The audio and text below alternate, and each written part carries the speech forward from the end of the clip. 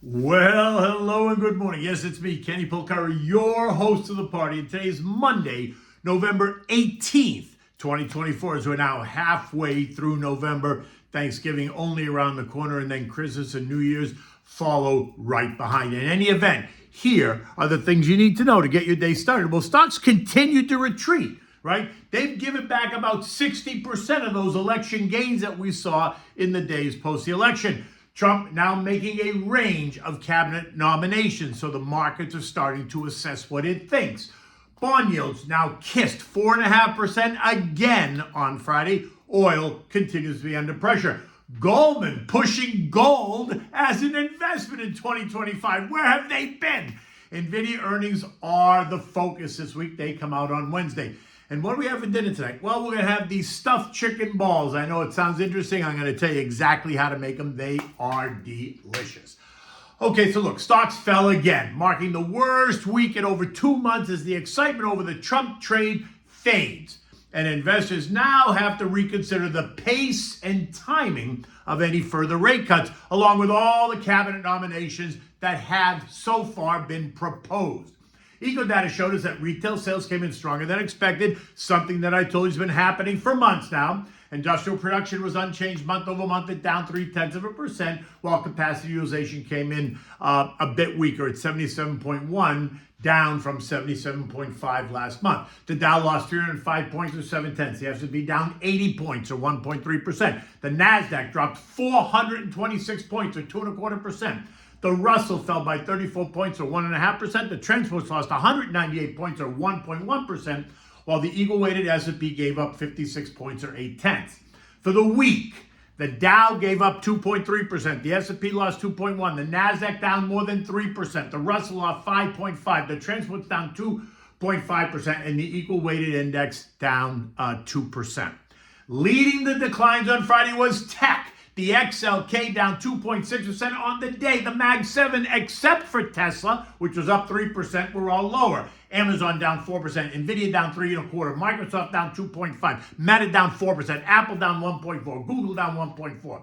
Applied Materials, a semiconductor manufacturer, suffering a 9% drop due to a disappointing revenue forecast, which contrasts, by the way, with what others are saying. But the move taking AMAT down to the August-September lows of 173 to end the day at 166.88, a level last seen in January, a level that was resistance at year-end 2023 and hopefully will become support now. Typically, when a stock has such a negative reaction to the headline, I usually wait 2 or 3 days to let it settle down and get a better sense of what investors really think and how the stock might react. The chart says that if it fails to hold here, then we can expect to see it trade into the mid-140s. So let's just see what happens. Utilities, on the other hand, were up nicely, up 1.5%. Financials up 0.5%. Real estate gained 0.1% on the back of all that negative noise. Communications and healthcare joined tech, losing 2% and 1.8% respectively. The RFK nomination as HHS secretary causing all kinds of angst amongst the pharma industry and investors. And as you can imagine, with all the selling, the VIX did raise its head, rising by 12.8% to end the day at 1615. Now, it blasted up and through long-term resistance at 1585. It kissed intermediate-term resistance at 1775 before settling just below it. While the move was interesting, though, it still is at a level that doesn't suggest a lot of fear. Now, this morning, the VIX is up 3% at 1672. Now, the level to watch is going to be 1825, right? If we pierce that, then I expect that we're going to run to the early November highs of 2340, a move that would absolutely put more pressure on stocks. The contra trades had a great day on Friday. The DOG up 0.7, the SH up 1.4, and the PSQ up 2.5%, while the SPSX gained 4%, and the VIX surged by 7%. Word out of the Fed was mixed. On the one hand, Boston Susie Collins, who's not a voting member, told us that a December rate cut is still on the table, while Chicago's Austin Goolsbee thinks rates are going to be a lot lower over the next 12 to 18 months. I think he needs his head examined. But what do I know? That is in contrast to what we heard from a number of other Fed heads, including Neely Kashkari and Fed Chair J.J. Powell. Both of them were a bit more cautious when talking about that December rate cut. Recall that on Thursday, JJ said that he was in no rush to cut. It appears that someone didn't get that memo, but let's see. Bonds lost ground when we get hit with the retail sales data, and that sent the 10-year to 4.5% in the morning. But by the end of the day, yields retreated a little bit, ending the day at 4.44%. The TLT lost 0.3, the TLH was down 0.2. This morning, bonds continue to struggle a bit, and that's supporting higher yield. The 2 years yielding 4.3%, the 10-year is now at 4.46%, once again approaching the 4.5% level. Oil lost 2.5% to end the day at $66.95 on Friday, testing the October low.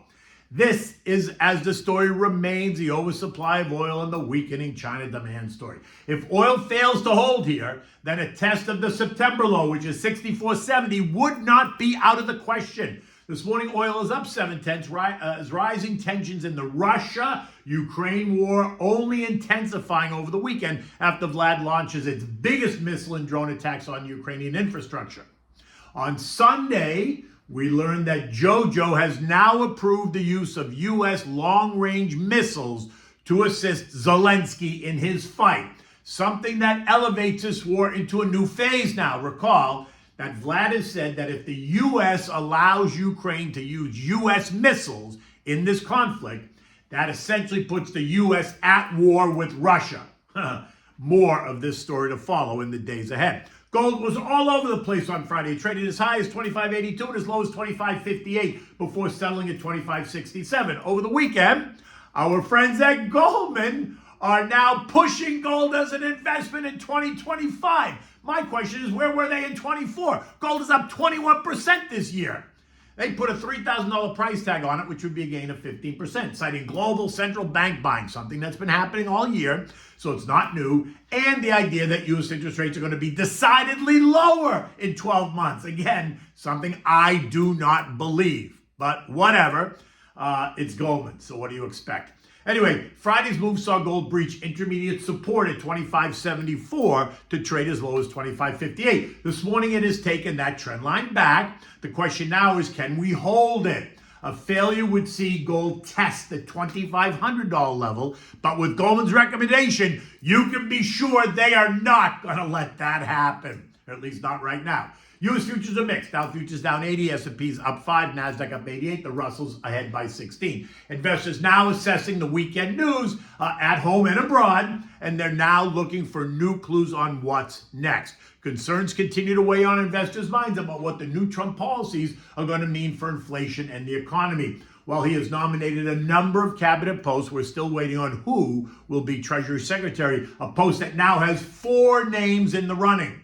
It's going to be a quieter economic week, but we are going to get reports on housing starts and building permits, along with existing home sales and the S&P services and manufacturing PMIs. It's going to be an exciting week for tech, though. Nvidia reports on Wednesday afternoon, and the speculation is really heating up now. Last week, it made a new high at 149.77, but has since given back about 8 points. This morning, it's trading down another 3.5% at 139.25-ish on a negative Blackwell chip story. Apparently, CEO Jensen Huang is asking suppliers to change the design of the server racks due to an overheating problem.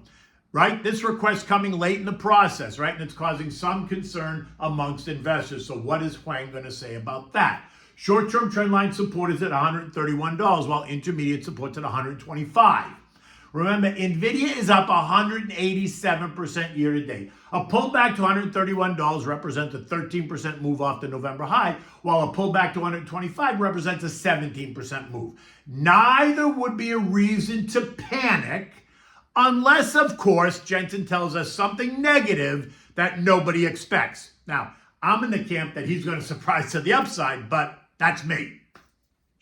European markets are all lower, retail leading the way there across the Eurozone. This week, eco data includes several key points, Eurozone CPI, and a range of individual country PMIs are all due up. We're also going to hear from ECB's Christine Lagarde on whether she is considering another interest rate cut in December. Now, the S&P closed at 58.70. It was down 80 points, and we're getting closer to filling that gap created on November 6th, which I have been talking about.